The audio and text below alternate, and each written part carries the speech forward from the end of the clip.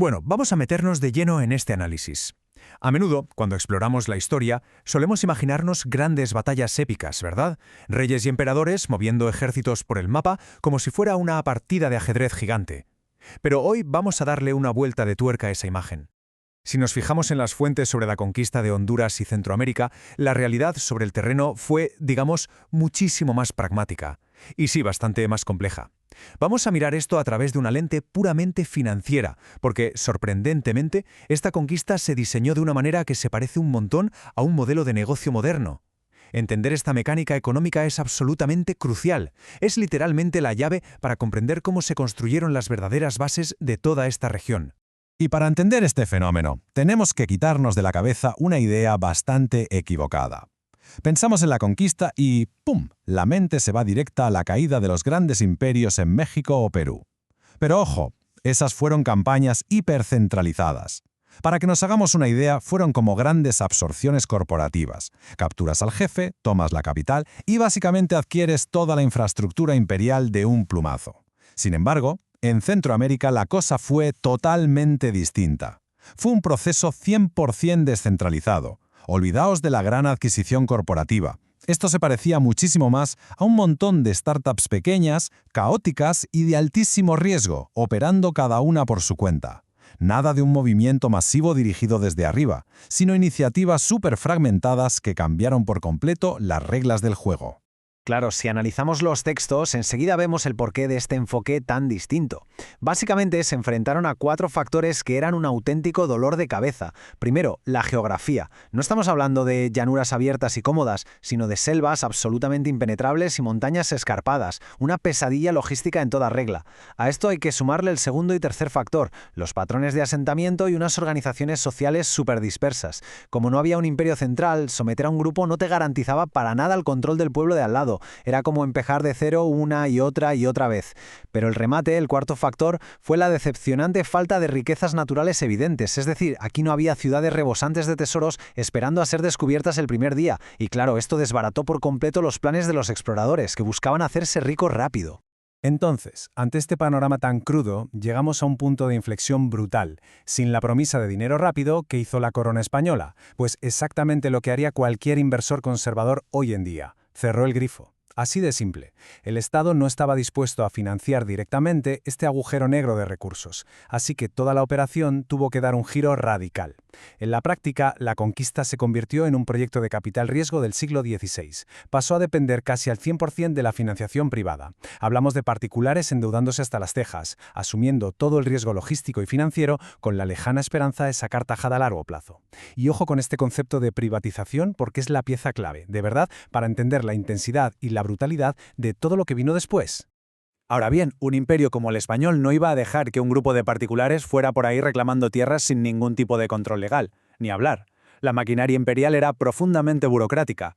Así que para mantener atada esta privatización, utilizaron unos contratos estatales súper estrictos llamados capitulaciones. Y no subestimemos esta palabreja.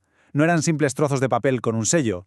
Una capitulación era un contrato formal, detalladísimo y legalmente vinculante. Por un lado tenías al particular que ponía la pasta y se jugaba la vida, y por otro al gobierno español que le daba la licencia para operar. Estas eran las reglas del juego. Fijaban las cuotas, los límites y las obligaciones, dándole un marco legal a lo que de otra forma habría sido una auténtica banda de mercenarios incontrolables.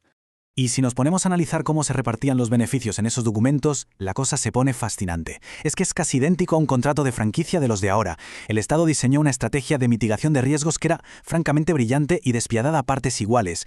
Fijaos en esto, el inversor privado se comía todo el riesgo operativo, pagaba los barcos, las armas, los suministros y arriesgaba el cuello. Pero, si la cosa salía bien, la corona exigía por ley un buen porcentaje de cualquier metal precioso que apareciera. Y lo más fuerte de todo, el contrato dejaba clarísimo que todas las tierras ocupadas pasaban automáticamente a ser propiedad exclusiva de España. Así que la empresa privada se quedaba con una parte para recuperar lo invertido, sí, pero el activo más gordo, el territorio, iba directo a las arcas del imperio sin que el Estado hubiera puesto ni una sola moneda. Un negocio redondo para la corona. Pero claro, lo que está escrito en un contrato hay que ejecutarlo sobre el terreno. Y es aquí donde este modelo de negocio nos muestra su cara más oscura y terrible. Las capitulaciones exigían resultados, expansión y rentabilidad, y la moneda de cambio para cumplir con esas cuotas, lamentablemente, fue la violencia. Las fuentes nos dicen sin ningún tipo de rodeo que esta empresa se sacó adelante a base de adquirir territorios y doblegar a las poblaciones indígenas mediante la fuerza pura y dura de las armas. Pensemos que la presión financiera de los inversores privados, sumada a las exigencias territoriales de la corona, impuso un coste brutal sobre los habitantes originarios. El sometimiento militar no fue un daño colateral ni un accidente, fue la herramienta indispensable, el método sistemático para poder cumplir y extraer el valor que exigían esos contratos firmados al otro lado del océano. Aunque, siendo realistas, la fuerza militar bruta rara vez sirve para mantener el control a largo plazo, sobre todo en un territorio tan hostil y disperso. Y aquí entra en juego el otro pilar. Si miramos los márgenes de los documentos originales de la época, encontramos un detalle súper revelador. Vemos ilustrada una cruz de madera junto a textos que afirman explícitamente que la religión cristiana llegó en estas mismas expediciones. Y es que ambos elementos iban de la mano. La estructura eclesiástica y la militar viajaban en los mismos barcos y estaban financiadas por las mismas empresas privadas. Funcionaban como un mecanismo dual. Mientras las armas se encargaban del sometimiento físico y de ganar terreno, la religión se usaba como una herramienta clave para el control ideológico y social.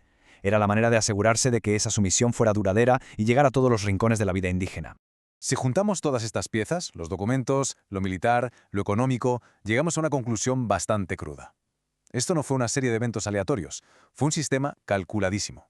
La fuente original define la conquista a partir del siglo XVI como un proceso impulsado por España que usó, de forma conjunta y estratégica, métodos militares y religiosos. El objetivo final: someter a las poblaciones nativas a un dominio absoluto a nivel político, económico y cultural. Es, literalmente, la definición del libro de un modelo operativo donde la fuerza física y la influencia ideológica trabajaban en perfecta sincronía. Era, al fin y al cabo, la única forma viable que tenían estos contratistas privados de sacar rentabilidad a su inversión y cumplir con las tremendas cuotas que marcaba el imperio. Al repasar todo esto, la verdad es que cambia bastante la forma en la que vemos este capítulo de la historia. Nos damos cuenta de que la colonización de esta región no la llevó a cabo un ejército regular del Estado, sino que fue una auténtica privatización del poder, financiada con capital riesgo y ejecutada mediante una subyugación sistemática y total. Y claro, esto nos deja con una pregunta súper interesante, una de esas que resuenan hasta el día de hoy. ¿Hasta qué punto este modelo de negocio fundacional, basado por completo en la extracción privada, la descentralización y el dominio absoluto, definió el mismísimo ADN de la región? Es para pensarlo, ¿verdad?